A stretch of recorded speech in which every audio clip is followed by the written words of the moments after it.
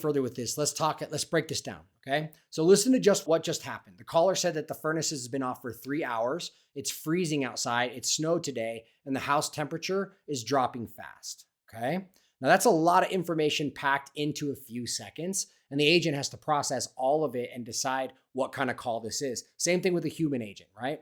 This is where the emergency call flow diverges from the standard call. On a normal call, the agent would move into qualification questions like what kind of a system, how old is it, when did you notice the issue? On an emergency call, those questions still happen, but the agent's first priority is assessing how urgent that actually is.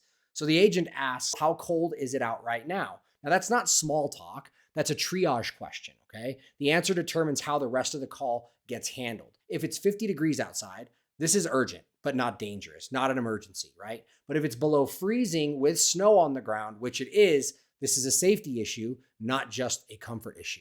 And so most voice agents don't do this. They treat every call the same way, same script, same flow, same pace, but an emergency call and a routine call are two completely different animals. And if you handle an emergency call the same way as you handle my AC is making a weird noise, that type of call, you're going to lose the customer's trust in the first 30 seconds. Now, another thing that you can notice that she did here is when he said all of those things and spit that out, the first thing she did was slow down and she said, I am so sorry you're dealing with this and how stressful that must be to deal with this in these kinds of conditions. So very empathetic, still maintaining a calm and grounded presence and tone, no matter what the voice of the caller sounds like, even if it's activated and kind of up in energy. So let's move forward into the next part of the call.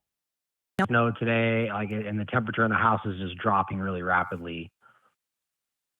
That sounds really frustrating. Okay, here Is we go. anyone in your home elderly, very young, or does anyone have health concerns I should know about? I ask just to make sure we Yeah, prioritize appropriately.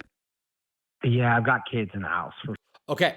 So this is one of the most important things that the agent does. And it's not just small talk that we're talking about here. And it's something that I've never seen another voice agent do, especially not the generic ones that are spun up in 5 minutes through go high level.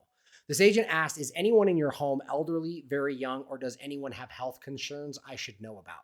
Now, why does that question matter? Well, 2 reasons. First, it's a real safety question.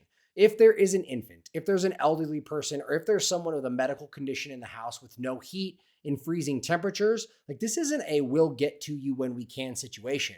This is a genuine health risk, right? The company needs to know that so that they can prioritize dispatch accordingly. Now, second, this is the part that most people miss, is that question tells the caller that this company actually cares about their family, not in a marketing way, in a real way. The caller just went from, I'm talking to an AI trying to get someone out here, to the